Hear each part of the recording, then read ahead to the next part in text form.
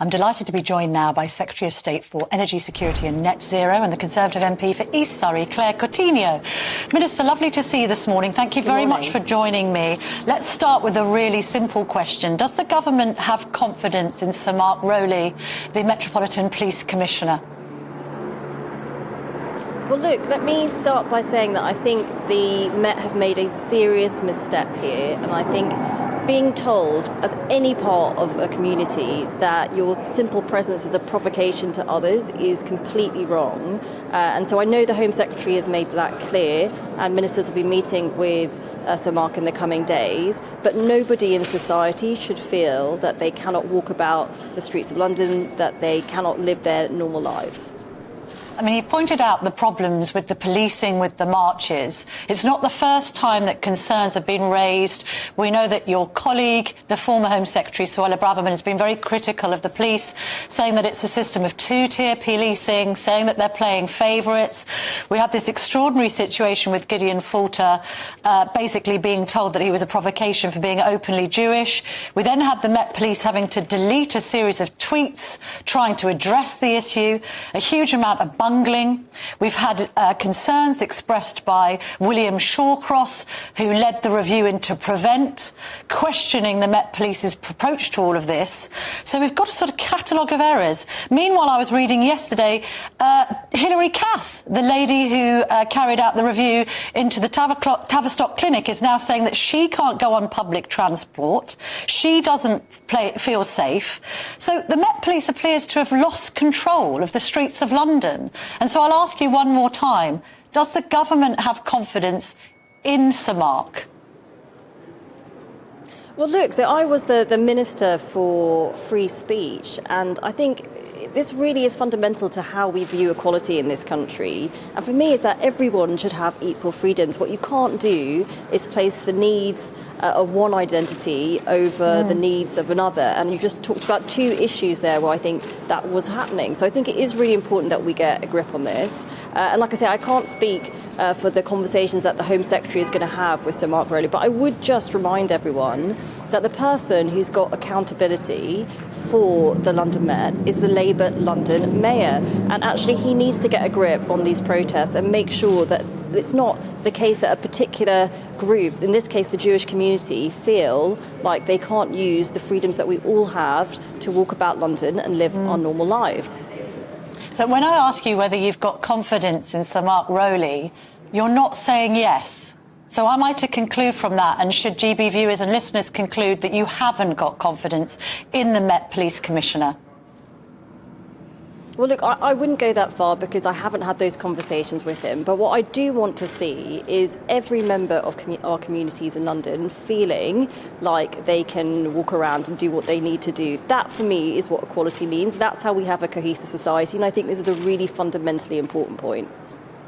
And do you think that the Met Police has been mishandling these pro-Palestinian marches? We've had 6 months of people now marching on the streets of London every Saturday.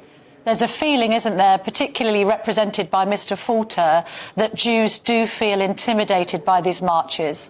We've had some people on marches sort of openly glorifying Hamas, which is glorifying terrorism.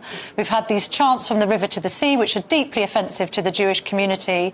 We've had, in Mr. Falter's case, people shouting at him that he's a scumbag and that he's a Nazi. So can we at least conclude that the Metropolitan Police, and indeed vicariously its commissioner, has mishandled the policing of these marches? Yes, look, I completely would say that. I think there's been a number of mistakes, and actually, look, it's not an easy thing to police. I would say that it's difficult for policing at the moment, not just in this country, but around the world. But it's really important that we do grip this, because this is about people's fundamental ability to feel like they have equality in this country, and that's why it's so important. So then I'm confused then as to why you would still have confidence in Sir Mark Rowley. Well, look, my priority is that we get the policing right. So the Home Secretary has made clear that what happened was unacceptable. I understand there's going to be a meeting in the coming days. I don't know what conversation is going to take place there. I think we should see how that conversation goes. But ultimately, what's really important is that people in the Jewish community feel safe. They know that we're on their side, and that what we want to see is equal policing in this country, and also to make sure that they can go about their normal lives. That's what I want to see. OK. Minister, let's get on to your brief now and talk about energy and climate change. How much is it going to cost to decarbonise Britain by 2050? So there are various costs that are out there. Last year we spent about £7 billion on some of this agenda.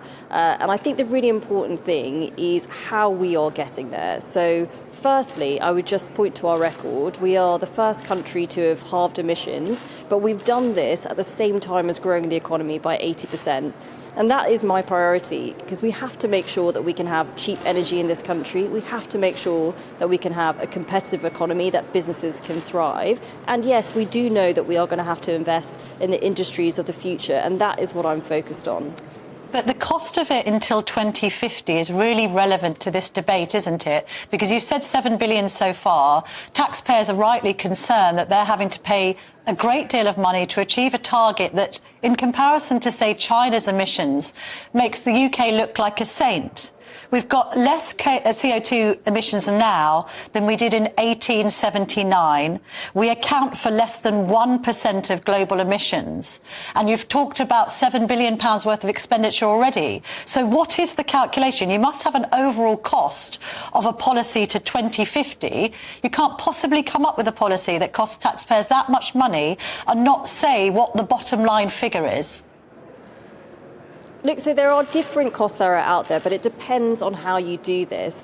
And I would say, if you look at all the steps that we've taken since I've been imposed, what we are doing is making sure that we can protect households from the worst costs. Because I think people do care about climate change, but as you say, they don't want to have costs heaped upon them when they know that we're only 1% of global emissions, and they can see that other countries are polluting a lot more. So we want to do this in a sensible way. But even in that $7 billion, Camilla, some of that is on, for example, nuclear energy. A big chunk of that is on insulating people's homes. I think those are measures that people would support and things that we need to do over the long term anyway. But what I'm not going to stand here and say, like some of the other parties, is that there are no short-term costs to this agenda, which is why we have taken steps, and we're one of the only parties to be talking about this openly. We have taken steps to say we're going to do this in a measured way. We're going to move at the pace of public appetite when it comes to this agenda.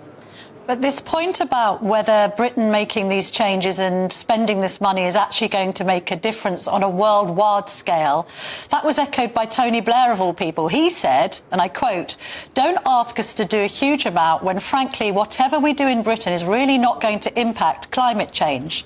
It's really hard to disagree with that when, as I've pointed out, our CO2 emissions are less than 1% of the world's. This is an astonishing statistic here from China. China has been pumping out in the last 8 years more carbon dioxide than Britain has since the start of the Industrial Revolution.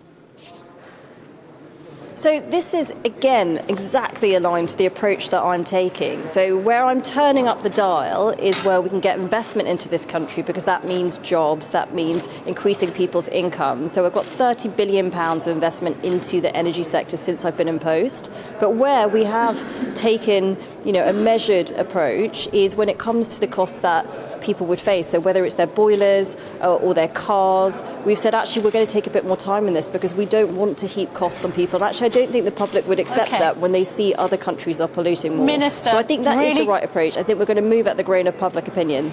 OK, really quick last question because we're running out of time. Do you have a heat pump installed yet? Yes or no? No, so I don't at the moment, but this is, I think, exactly the same thing that lots of people in the country face, whether they don't have the cash to do it or they don't have the suitable home. But that is not the position of other parties, Camilla. So I think if you want a sensible approach on this agenda, then we are one of the only people putting that forward. Claire Coutinho, thank you very much indeed for your time this morning. Thank you.